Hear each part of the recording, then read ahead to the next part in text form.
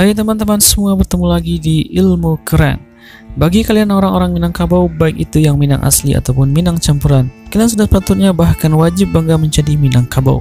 Mengapa demikian? Setelah nonton video ini, kalian akan tahu alasan dibalik kenapa harus bangga jadi orang Minang. Jadi tonton videonya sampai selesai. Yang pertama, penganut matrilineal terbesar di dunia, serta masyarakat matrilineal termaju di dunia, terutama di bidang sosial budaya. Matrilineal adalah sistem keturunan menurut garis dari pihak ibu, dan perempuan punya kedudukan yang istimewa dalam sistem matrilineal. Namun hebatnya matrilineal di Minangkabau, selain mengangkat derajat kaum wanita, matrilineal di Minangkabau bisa menyeimbangkan hak kewajiban laki-laki dan perempuan tanpa mengganggu tatanan kehidupan sosial dan budaya sehari-hari.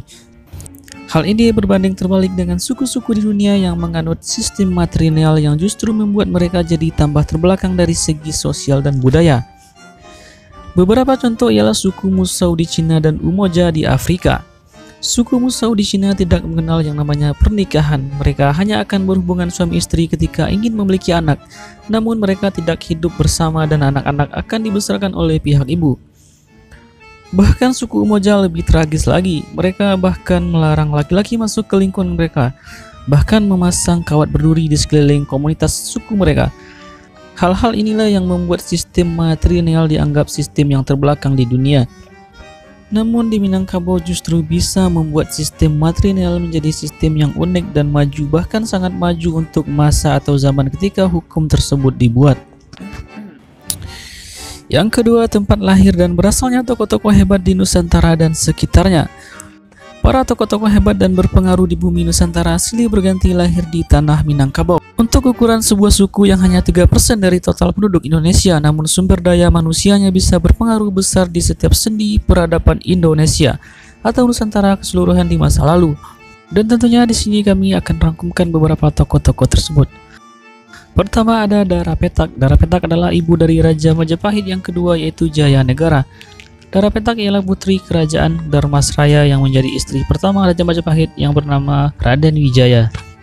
Kedua ada Aditya Warman. Aditya Warman adalah putra dari Dara Jingga, sedangkan Dara Jingga ialah saudara dari Dara Petak. Aditya Warman diangkat menjadi duta untuk negeri Tongkok oleh saudara sepupunya yang merupakan Raja Majapahit yang kedua, yaitu Jaya Negara.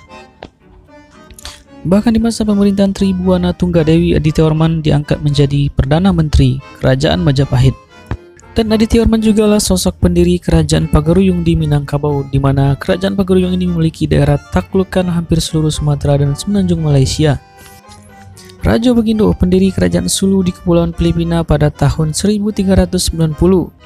Awang Alek Betatar, pendiri Kerajaan Brunei yang bergelar Sultan Muhammad Shah. Sultan Buyung, anak Raja Indrapura di pesisir selatan, yang menjadi raja di Kesultanan Aceh pada tahun 1586 sampai 1596, di mana sebelumnya kakak ipar Sultan Buyung yang bernama Sultan Sri Alam juga sempat berkuasa di Kesultanan Aceh pada tahun 1575 sampai 1576. Sultan Abdul Jalil Rahmat Shah atau dipanggil Raja Kecil merupakan putra Pagaruyung pendiri Kesultanan Siak Sri Indrapura pada tahun 1723, dan sebelum mendirikan kerajaan Siak dia sempat bertahta di Kesultanan Johor di tahun 1717 sampai 1722. Raja Melewar di Semenanjung Malaysia merupakan utusan kerajaan Pagaruyung untuk menjadi raja di Negeri Sembilan Malaysia yang mayoritas penduduknya ialah orang-orang dari Minangkabau. Dan Tuanku Abdul Rahman yang menjadi Yang di-Pertuan Agung Malaysia yang pertama adalah anak dari Raja Melewar. Sisingamangaraja, Raja Batak yang ditempatkan oleh Kerajaan Pagaruyung sebagai bawahan. Hingga awal abad 20, keturunan Singamangaraja masih mengirimkan upeti secara teratur melalui Tuanku Barus. Raja Sulaiman ialah seorang perantau Minangkabau yang kemudian menjadi pendiri ibu kota Filipina, yaitunya Manila. Mr. As'ad pernah menjadi Presiden Republik Indonesia. Tan Malaka menjadi bapak pendiri Republik Indonesia yang telah menyusun dasar-dasar negara dalam sebuah buku sejak tahun 1925 yang berjudul Menuju Republik Indonesia. Muhammad Yamin menjadi bapak Sumpah Pemuda dan beliau juga yang menyusun dasar-dasar Pancasila. Buya Hamka, ulama internasional yang juga menguasai bidang sastra yang bahkan karyanya sudah difilmkan seperti Tenggelamnya Kapal Van der Wijk dan Di Bawah Lindungan Ka'bah. Lalu ada Bapak Pers dan Ibu Pers Indonesia dipegang oleh Jamaluddin Adinegoro dan Rohana Kudus. Usmar Ismail, putra Minangkabau yang menjadi Bapak Perfilman Indonesia. Muhammad Nasir, ulama, politikus, serta mantan Perdana Menteri Indonesia sekaligus pendiri Partai Masyumi.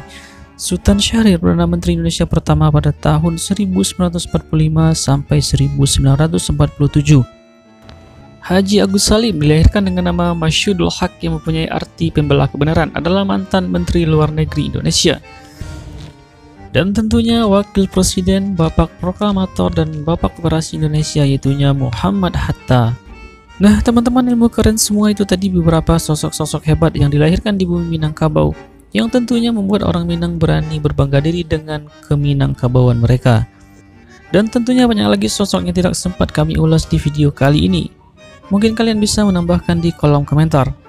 Jangan lupa dukung channel ini agar kami lebih semangat tentunya untuk berbagi informasi keren kepada kalian semuanya.